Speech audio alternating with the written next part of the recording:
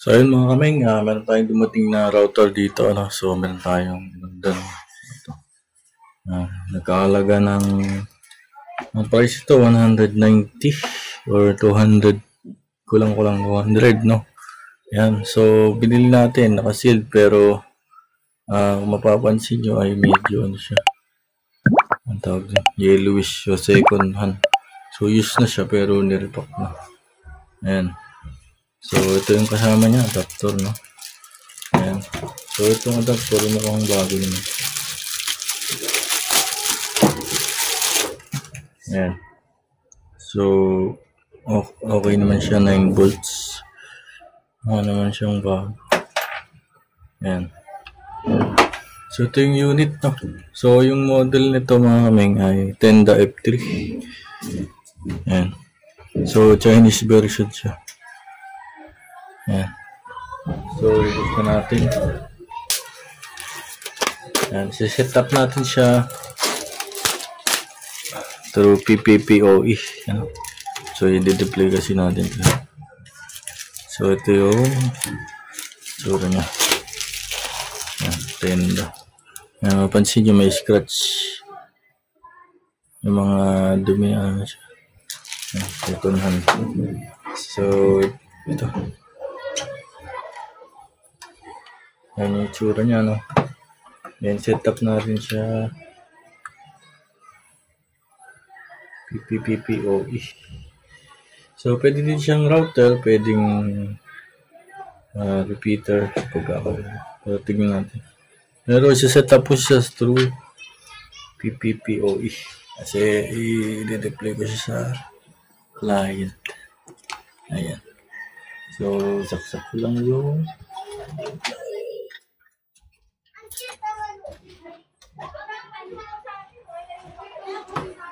then plug natin.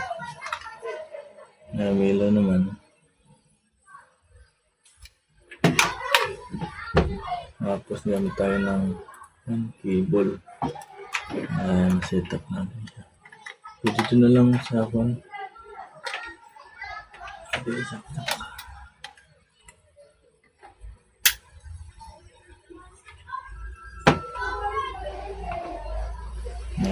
So reset ko muna.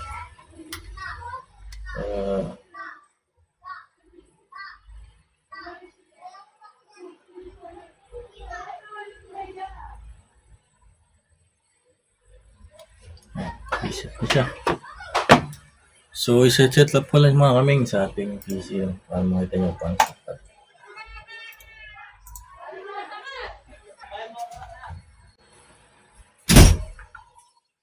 So yung mga kaming naka-setup na tayo. So ito type natin itong nasa likod niya. 192.168.0.1.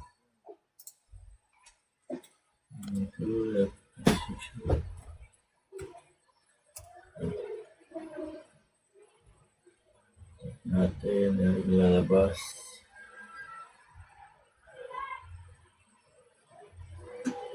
So kailangan natin static.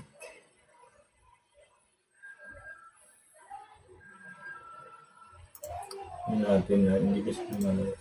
Ayan wala. Napagkalabas na. Ba't naka-static siguro?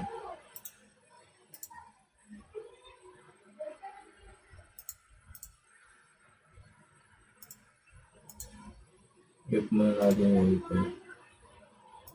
Sa wifi. Ito natin.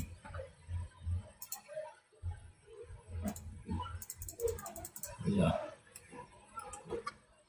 Lipat natin ang port.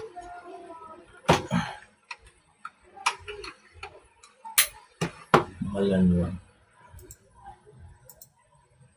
Ayun lang.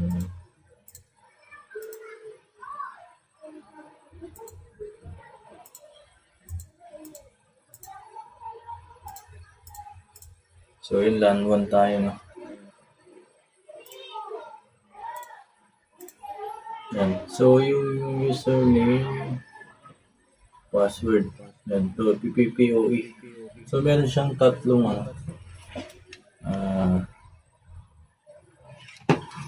meron siyang tatlong setup na pwede mo itong gamitin. So ako PPPoE. So pwede din siyang router yan, dynamic test password, and static IP kung gusto mo. Yan. Pero sa akin ngayon ay gagamitin ko siya sa PPPoE. So username, yan. Yung aking PPPoE. Yan, Wi-Fi name. So yung Wi-Fi name natin,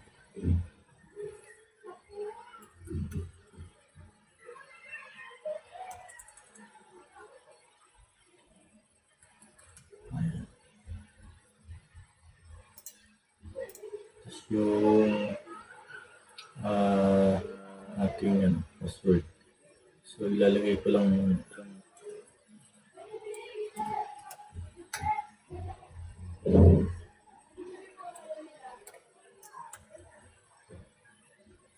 Ayan.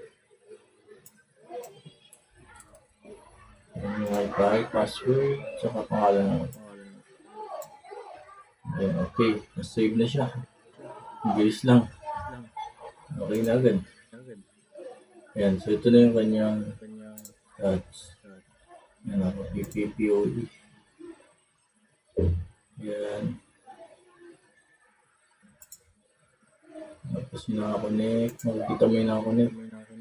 Ayan, disable. Icons. Ayan, okay na naman.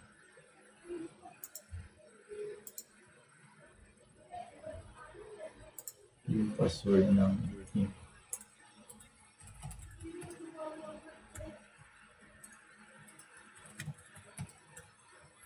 ayan. So, DHCP. So, wala na tayo ibang gagawin.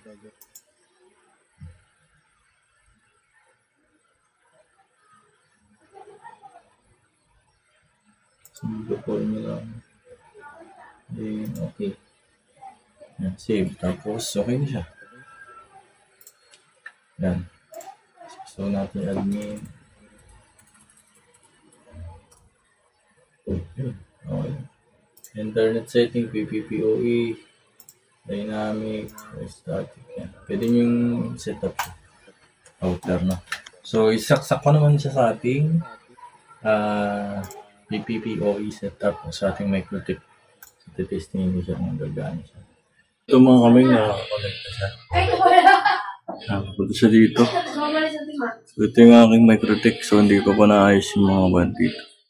So, dito siya nakasaksak sa port 15 ng TP-Link. So, testingin natin kung gumagana. Titignan ko din sa dashboard ng ting Winbox, no? Okay, balik tayo. Punta tayo sa PC. So, yung mga kaming yan, dito na tayo. Yan.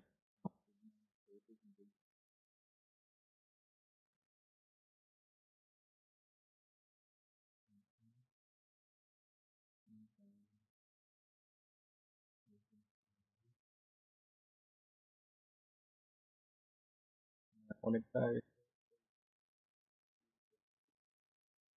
Yan.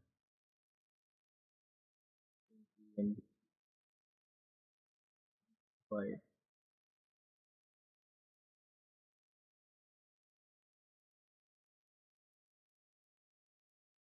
So, dito.